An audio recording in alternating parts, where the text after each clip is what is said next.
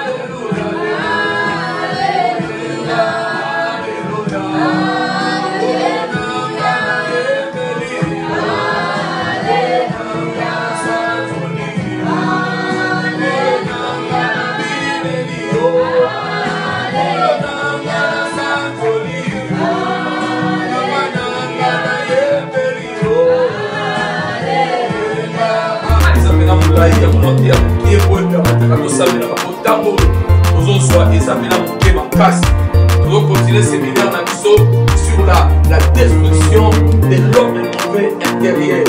L'homme mauvais interne. On peut avoir la katina yo, quoi que la communion qu'on a vu na yo. On peut avoir la katina yo, quoi que la boulébisa yo. On peut avoir la katina yo, quoi bloquer kama kamuna yo. On est nous soit commandé à bina yo. Vino ça sous commandé na yo. Vino est comment commander na monde qui va bandi na yo. Un esprit gardien satanique. Oya contre la vie na yo. Oya contre la aboya ka yo même pas vouloir na yo, pas posa na yo. Molimo na kole soka mandesu pour va nommer la dialogue que nous kufa. Na yo mo to ko yo. Ya mo na ndako ne to ko la ni sabate mele. Et puis ma temela ngo o ko ni ngo be la bieti. O be la maraki na vida. Isa misale ya satana. Misala bandoki. C'est voilà comment la vie na yo te. Alléluia. Na vie tozaka na part ya mutu pe na part ya nzambe. C'est-à-dire yo mutu fa oye ko la ko commander vie na yo. Yo mutu fa ba ko commander bo na yo. C'est-à-dire so bo ko commander vie na yo, mutu sengela commander vie na ezali nzambe. Yango lobi humiliez-vous sous la main puissante de l'Éternel et il vous élèvera. C'est-à-dire commande la vie na yo, pesa ya nzambe. Yo. Ba ka ko sa Yesu te. Ko ni mo ka Yesu ko mo na ye. Yo, et ça les rêves qui ont côté en église. Et va commencer à aller à Kamaba Kamila Vino. N'a mis ni mon amour, ma belle femme Simon le gars. À qui ici la voix de Simon le la musique. C'est des bâtiments à longue bateau. Alléluia. Mais milimo et tout ça la biso. Et ça les rêves qui sont côté en église. L'église. Quand on parle de la qui. Alléluia.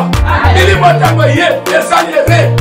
Baby te kola mungulu nezali. Atombo ni baka beta Yesu. Seigneur wa taleka na misu. Atika nzamba tala kanu na misu na tonga.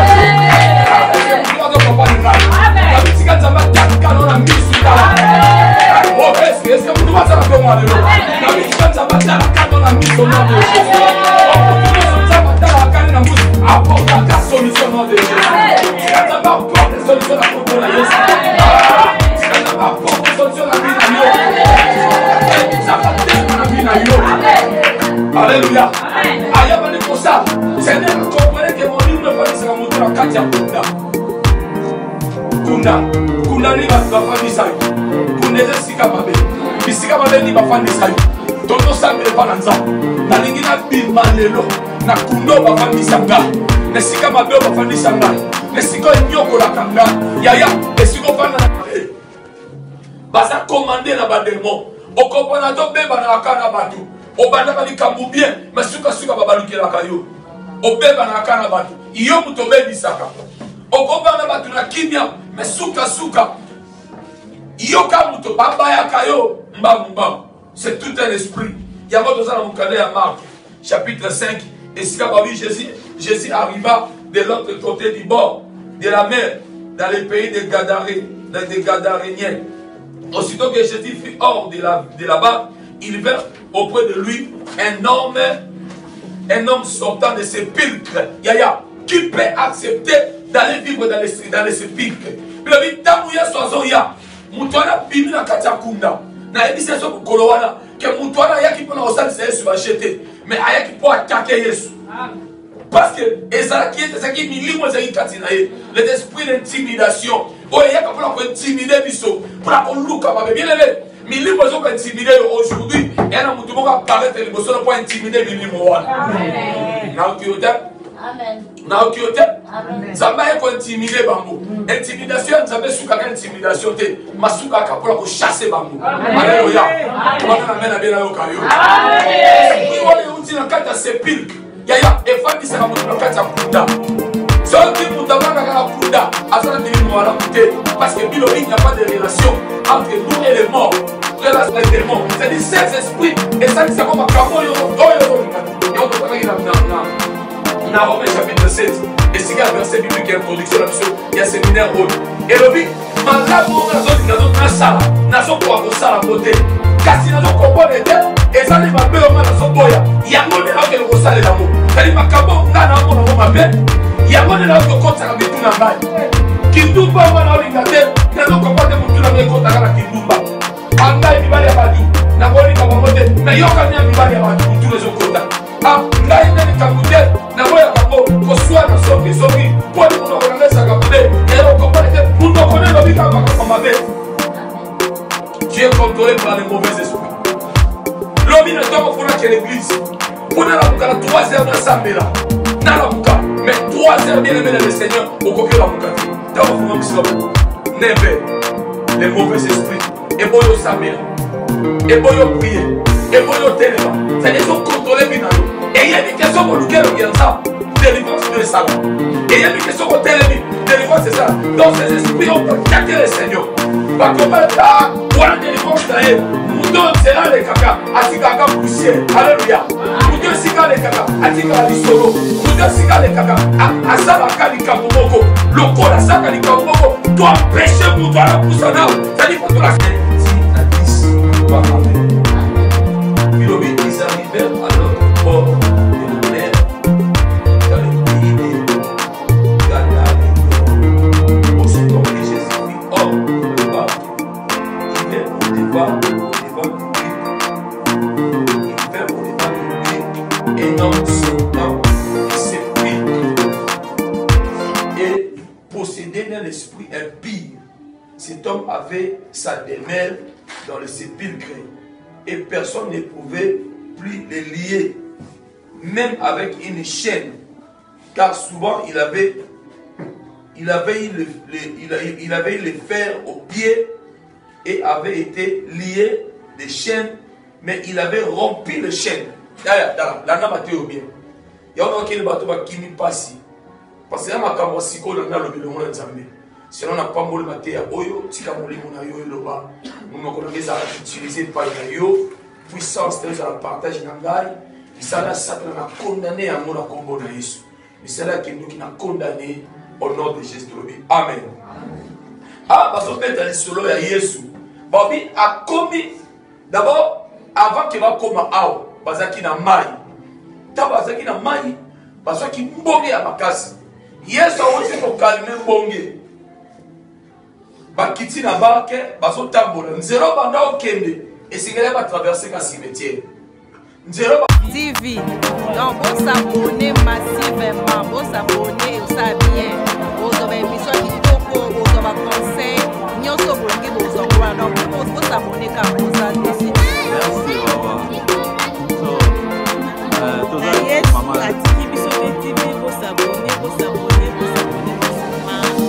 On est ensemble, nous avons une grande famille.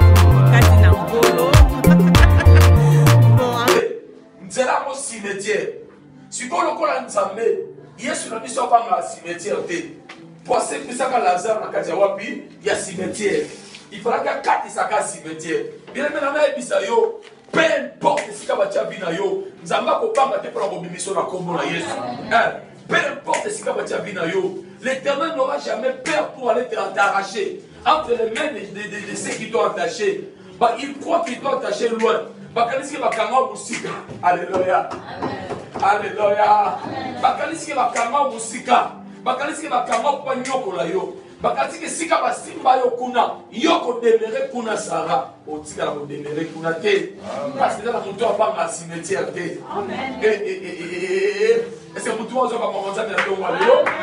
Ça va banga ka danger te abanga la cimetière te. Atika la kopanga jamais mai. Pour sauver le décoration au Jonas, na kati ya mai. Pour la ko pikisa e, pour la ko kambola e, pour la ko lombola e, nzamba tikala ko banga te, akenda ko sauver. Lui, il s'est transformé en baleine pour les transporter jusqu'à la esika nzamba bomisa ki pona e. C'est-à-dire na kati ya bobo ina yo, ozala nzamba ozala makoki ko se transformer na lolenge na ko ko pikisa yo. Ko na Yesu bimaka pomba. Alléluia. Nanzelo bat baleka kate. Bokoyoka ba détail na ngona miki na okata protocole la prière noté à mukeka verset après la kati na ngai. Bila bitango bazoya ba commune bosa cimetière. Ba disciples bazala tout. Avec la zema moko di bete la zema moko avec le Seigneur. Alléluia. Siko mona ona ndoki to sande prière à l'église ba ki ya na leki. Siko yaya moi c'est ce qu'on a prouvé biso ki andoki ako panza biso l'église. Yaya kaka l'église yamba bazala batamo bazala mikolo bazala der. Vous avez ma Bible, il y a d'autres choses. Ah, toi tu étais là. Tigana Zalaka. Amonaka, yaya. Quand la 4 églises doivent prier au Seigneur à 3 heures, il y a une démonstration. Bah! Dans 4 églises, à matina, wou! Ils sont les seuls qui ont Tala, et l'histoire, mon âme a kamna misu. So, ça a un moyen de mouton à payer l'été. N'a pas à l'ipamboli ponayo, n'a pas à payer koufa ponayo. Amen. Eh! N'a pas à l'ipamboli ponayo. Ya, Nokia Mati, cet enfant était là. Ouh, Nokia Mati, mort de la synonymie. Vous, Alia Kede, tiens, au nom de Jésus, maman, dit, Nassé, nous avons mis qui c'est nous. Alléluia. Bakwa, qui n'est si malangai, Bao Nyosoa Balaba Mike. Eh, papa, merci, ma. Garabou, Yaya, sans un leader, sans la puissance, sans un d'été, au Tikava Kokate, sans un leader charismatique. Pose la puissance en Zambé Katinayo. Soit la mouilla Zambé to kokate comme tout malabino. Et à quand tu vas retourner maintenant si ça m'a comme la Yesu. Alléluia. Amen. Alors, Yesu a donc compte à l'okoa pomba. D'abord compte à l'okoa pomba. Bible dit esprit moko. Ba esprit et va dans la mutu. Et telemi. Dans l'esprit telemi et va koya vers Jésus. Il a eu un tombeau lelo. Matthieu 6 heures. Oko ma puissance en Zambé. Et comme on a niveau qu'on fout comme ça milimo mabe. Il y a des esprits où il y a Narabiso. Il y a des esprits où il y a Narabiso. C'est parce que comme il y a la suffisance, il y a puissance, il y a Nzambé la vie na yo. Puissance de fou comme ça milimo mabe. C'est-à-dire comme il y a un projet mabe Nicolas vie na yo. Mon livre Nzambé fou comme ici en haut. Bali ba moi qui est dans roi. Mon livre Nzambé quitte ça mon assez. Ba mon laisser projet na moi Nicolas na yo à cause de la puissance de Dieu. Ça m'a fait échouer pour comme complot na bango. Bon, ça complot du colon à yo. Baya bien aimé dans le Seigneur. Le Christ en nous, c'est l'espérance de la gloire. C'est lui qui a la gloire de Dieu. Toutes les forces qu'on y a pénétrées. Et sous kaka va fou comme la combo na Yesu. Tu vas donc aller botter va fou comme au nom de Jésus. Et sanda la va kondo baba baba. Mando kia famille na yo. Ba projet nyonso. O ba bonse que semaine o. Et fou comme liboso na combo na Yesu. Ba bonse ça va ndo qui bien et raté oté. Et y a un mot qu'on attaquer yo. Bible ils nous feront la guerre. Natania on a hébreu. Bako pousse à la bas pour nous appeler là yo. Mais bako soukaka na konfu kama. Eh, na mutamuko bando ki ba fuka maliboso na ye. Est-ce que dans l'église on les lo? Dans kamuto bando ki ba fuka maliboso na ye. Na kamuto ha on a tellement la maille yo. Na zo kamuto ba demo ba fuka maliboso na ye. Na kamuto ba ko publicité ba tika o kokaye te. Na kamuto bando ki ba ko ya ça ko yo ba ko simba yo te. Ba ko ya nzela moko. Bible va vous en dire ça. Sambo. Alléluia. Si vous avez une Bible comment? Bible va comme la Bible. Il faut plutôt entendre la Bible dans l'hébreu. Vous avez la grâce d'avoir un papa qui a fait l'étude théologique qui a hébreu. Dans la Bible en français, dans la Bible en hébreu. Je vais vous expliquer le mouvement sur Salmakar. Bible lobby. Aussitôt, Jésus fut hors de la barque et vint devant lui un homme sortant de sépulcre et possédé d'un esprit impie. Cet homme avait sa demeure dans les sépulcres et personne ne pouvait plus les lier, même avec une chaîne. Alléluia. Si tu as un hébreu, dans le téléphone, malgré que tu filmé papa Didier Solanda, moi je suis exaté. Quand on a hébreu, cet homme, d'abord mon Jésus, lui c'est quoi l'objet? Mon livre est fukama. Non. Mon livre est mon Yesu azoya. Il y a pas s'attaquer na ye. Aïe pas simba vi na ye. Aïe pas ça la Jésus babé. Mais dimension puissance oya kutala ginango. Shalom, shalom, peuple de Dieu, shalom banana nzambe, na pamboli bino, bisika nyoso bino bozwami, nga kombo na nga mama Daniel, na eko invité bino na site na biso, kombo na yango Yesu atiki biso te. Eza na YouTube, so iko beti, na Yesu atiki biso te. Le titre nango ezali bien mentionné parce que ceux qui Yesu atiki biso ata seconde moko eza lokola liwa. Yango nazo invité baya na ngai, ba camarade na nga, baleki na nga, bana na nga, bakoko na ngai, boya na YouTube na Yesu atiki biso te epai wapi tozwaka mamateya ya kitoko mpo na vie na biso chrétienne esika wapi oyo bino bokoyoka mateya ya lolenge na lolenge. Nazali ko profiter pe de l'occasion na pesa bana na ngai mbote mwana na ngai Serge Mayo na mwasi na ye Loriane mama ya bana na ye mbote na bakoko na ngai nyonso bo bavandi na Allemagne na mboka Berlin pe na bosanité évangéliste Jean-Baptiste na mboka Lide na mwasi na ye Lidi na bakoko na ngai nyonso na pesi bino mbote. Bana na nzambe tobosana te tango nyonso koyoka mateya ezali lokola kokola na molimo yango wana mpona kokola na molimo chaîne mosusu ya kitoko oyo ezali Yesu atiki biso te epai wapi bokozwa mateya ya ndenge na ndenge. Osabone soki kaka okoti na YouTube obeti Yesu atiki biso te, sabone kuna okozala jamais déçu, au contraire okozwa mingi ya motuya. Na pamboli bino lisusu tika ete ekolo Yesu Masia azala na bino. Amen. Bato balukela ki yo mabe, bato basalaki basenke yo okata place, bato bavina yo beba, bato bamemisa banzela na yo, le Seigneur noki mofote a contrôler nga, na contrôler Yesu Masia, bondela banza bondela, bana kokola konko.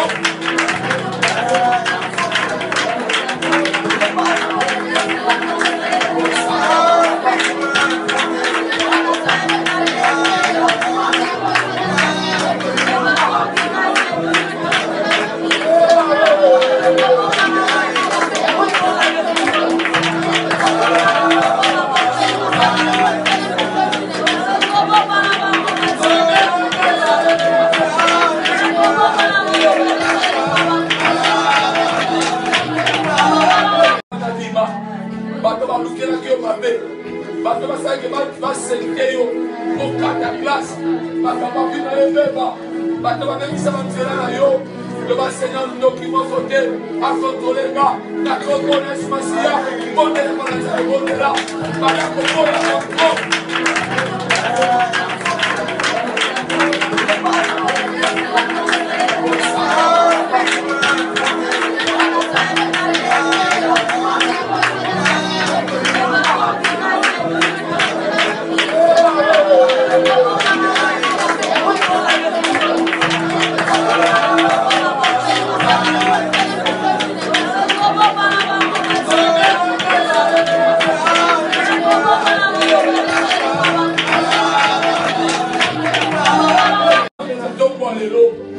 Que le Seigneur va contrôler ma vie. Oh, Singaba, Yahweh. Oh singanga yawe singanga singanga yawe singanga papa singanga asiya singanga yawe singanga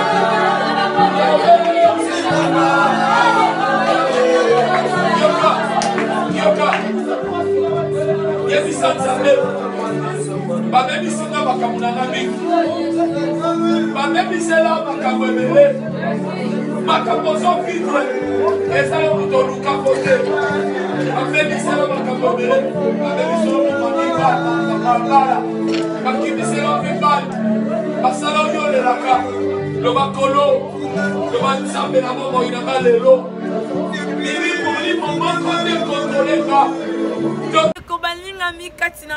j'espère que bolandi mateya na biso elongo na pasteur Élysée na kati ya Kinshasa ba séminaire ndenge ebandi. Pasteur Élysée atei biso mateya moko kitoko tozui ekateli na kati ya bandako na biso. Pasteur Élysée tika nzamba lola kanisa yo loboko nzambe ezala likolo na yo mon papa oyo azosimba milimo ya bato azolala te azokende bangomba azolite mpo na bato mateya kitoko boye. Merci papa nzamba lola apambolo na mateya kitoko ndenge otei biso l'occupation satanique. Vraiment tozwi ekateli ba oyo pe bosalaka mabe boyoki mateya ndenge sata azotambola na kati na bato. Soki sata aza kati na yo akotindo na makambo ya mabe, akotindo boma libala, akotindo ina baninga, akotinda yo na bamilangwa, akotinda yo na makambo ebele oyo nzamba boyi tosala te s'il vous plaît bandeko nanga.